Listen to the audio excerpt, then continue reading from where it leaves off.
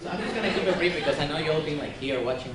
Again, my name is Carlos Saavedra. For the folks that don't know me, it's a pleasure to speak before all of you. It's a pleasure to speak between all those folks here. That please give them a round of applause there.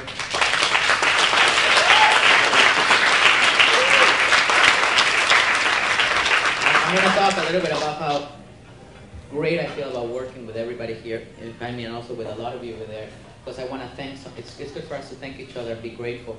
I want to tell some stories about me being undocumented that maybe were kind of funny.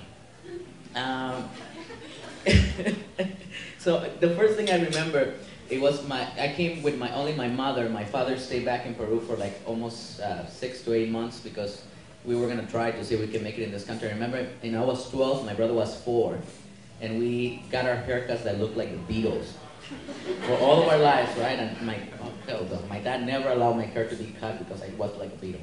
And I remember me walking with my mother, and we're, in Miami, going in because that's where, most Peruvians go to Miami.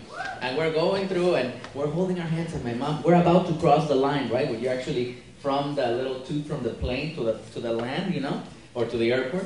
And my mom says, Carlos, make sure you go with your right foot. So it's like a good luck thing, And I was like really going with my left foot. So I'm going with and I almost tripped, right? So my mom always says, you always came to this country tripping. In her English. But, years later, I always knew that I was undocumented.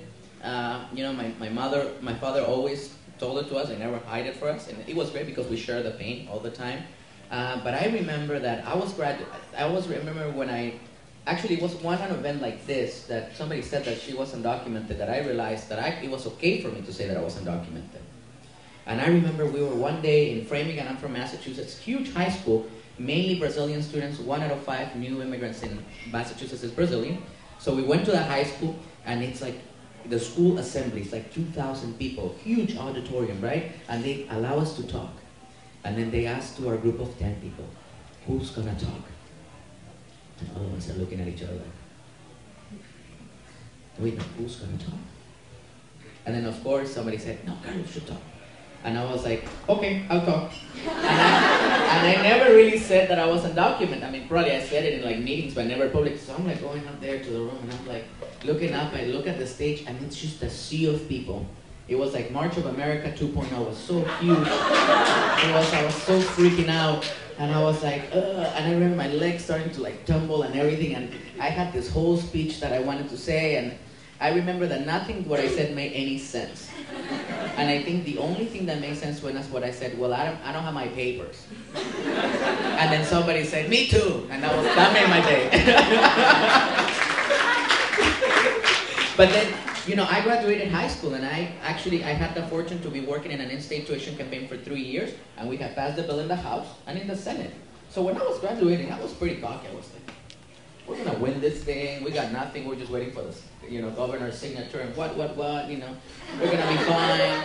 And I was graduating my diploma. I'm gonna go to college. What, And I remember I graduated a week later. Governor Romney vetoes the damn legislation. Man. Yeah, back. And we're all frustrated, right? And I'm just sitting we had a press conference, and we'd go with this press conference, and back in the day, we used to write these long-ass speeches and read them all, and it was so boring sometimes. And I remember the newspaper came, the Boston Globe. Who has heard of the Boston Globe? Raise your hand. The Boston Globe comes, right, biggest paper in Massachusetts, comes and interviews me. And this young woman comes and asks me, so what are you going to do now that the in-state tuition bill did not pass? And I go look at her, and I was so pissed, right? I was so pissed, and of course we had all the talking points. Oh no, we're gonna keep fighting. No, we're gonna keep going. I was just pissed. So I tell her, you know what I'm gonna do? I'm gonna go sit on my couch, watch TV, and get fat.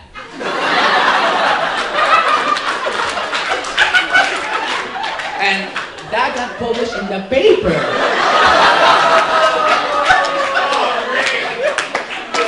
My whole team is pissed at me, right?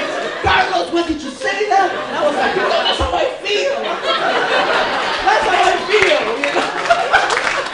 I was so frustrated, I was so frustrated, and of course, Everybody looked at me rad for like 3 weeks, you know. And if I wouldn't be an organizer now, they would probably still hate me, right? Because I redeemed myself now.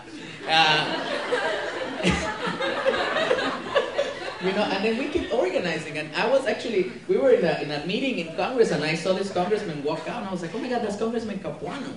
And I remember one day, we were in a panel in Suffolk University with him, and I was always in my team. For the people that don't know me how far from my team back then, when I was just a leader, not yet an organizer, I was always the one that would go against what people wanted.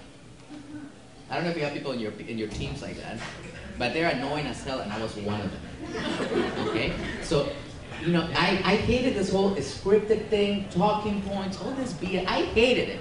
So I remember I go in this congressman meeting, right? It's the freaking congressman of Boston, right? And I'm sitting next to him, and I have my speech written down. And he speaks, and then the mic comes to me. And I don't know, I get this whole feeling in me. I grab my speech, and I was like, you know what, I'm not gonna read this from the paper because I want to talk to the heart. I literally read the speech out in pieces, put it in a little ball, throw it in. And the organizer in the corner looked at me, and she was freaking out. I don't remember what the heck I said, but I certainly was not in point. But I tell you all these stories because they have made my life so great, and I think the life of so many so great, because being undocumented, I'm not undocumented anymore, so I cannot speak on that behalf anymore. I have a brother that is undocumented.